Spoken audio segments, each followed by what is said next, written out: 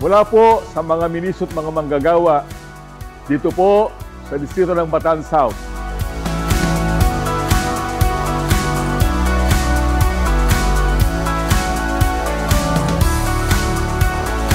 Mula sa isang tao, ngayon ay pambuong mundo. Magagarang mga kapilya ang pinagsasagawaan ng pagsamba. Kasangkapan ang mga may tungkulin sa malawak niyang gawain. Sinisinop at tinitiyak na ang bawat kaanib ay nasasako. Ang mga aktibidad po ng mga kapisan ng pansambahayan ay mabisang nagagamit na paraan para po sa ikasisigla ng mga kapatid. Hindi mapipigilan na makarating sa lahat ng tao ang katotohanan.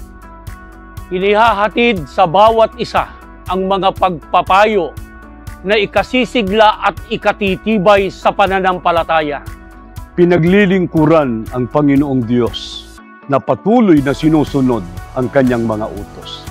Pamamahalang walang kapaguran na mapangunahan ang Iglesia upang sa Panginoong Diyos ay makapagbigay kasiyahan.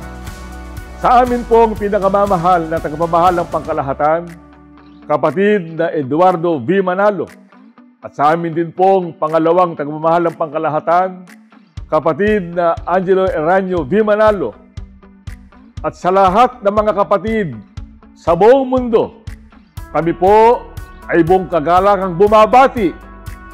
Happy 111th anniversary po!